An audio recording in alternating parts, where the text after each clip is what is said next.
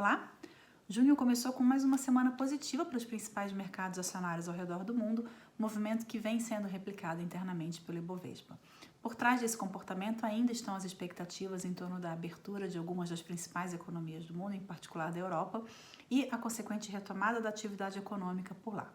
Nessa semana, no entanto, pesou também a divulgação de uma série de indicadores, principalmente na economia norte-americana, que vieram melhores do que o esperado.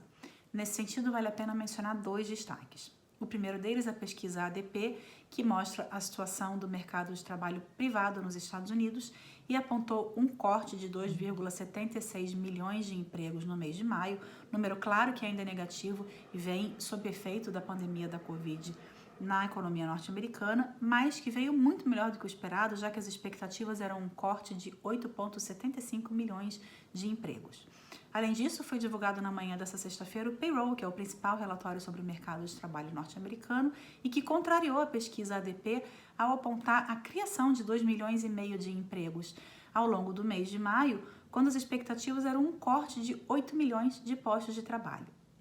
Além disso, o payroll de maio mostrou que a taxa de desemprego caiu para 13,3%, quando as expectativas eram de um desemprego em 19%. O salário médio por hora pago ao trabalhador norte-americano subiu em 6,7% na comparação anualizada, ou seja, em relação ao maio do ano passado, e a taxa de participação na força de trabalho ficou em 60,8%.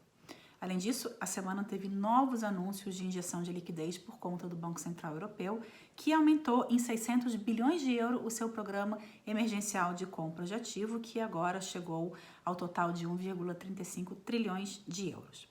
Por aqui, os indicadores começaram a mostrar com mais clareza a magnitude do impacto da Covid na economia brasileira, com números, claro, bastante fracos, mas ainda assim, a exemplo do que aconteceu nos Estados Unidos, um pouco melhores do que o esperado.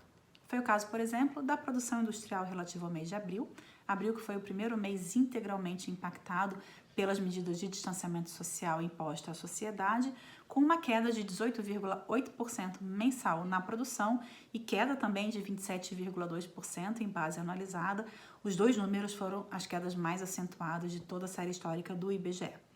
Somados ao resultado de março, esses números fazem com que, ao longo do ano de 2020, já se tenha uma queda da indústria acumulada em 8,2%, mas, apesar de números fracos, de números que mostram o tamanho que a pandemia da Covid-19 vai ter na economia brasileira, números melhores do que o esperado e, por conta disso, acabaram também sendo recebidos com um pouco menos de cautela pelo mercado local. Outro destaque da semana ficou por conta da OPEP+, que disse que vai se reunir nesse final de semana a fim de discutir a prorrogação das medidas de corte na produção de petróleo por conta da menor demanda em função da pandemia e, com isso, o preço do petróleo vem subindo, principalmente na sessão dessa sexta-feira. Com tudo isso, a semana foi positiva e a sexta-feira tem sido mais otimista ainda, reagindo ao payroll anunciado, e o Ibovespa agora há pouco subia 2,30% aos 95.977 pontos, acumulando uma alta semanal e no mês de junho de 9,81%. Com isso, as perdas do ano de 2020 caem para 17% na Bolsa Brasileira. O dólar agora há pouco era cotado a R$ 4,97, abaixo dos R$ 5,00 pela primeira vez desde meados de março desse ano, acumulando uma queda de 6,9% tanto na semana quanto no mês, o que diminui a apreciação da moeda norte-americana para o ano a 23,87%, e o dólar de fato foi um dos principais destaques dessa semana e nessa sexta-feira, assim como vem acontecendo com a Bolsa, vem reagindo de maneira bastante enérgica aos números melhores do payroll norte-americano. Até semana que vem.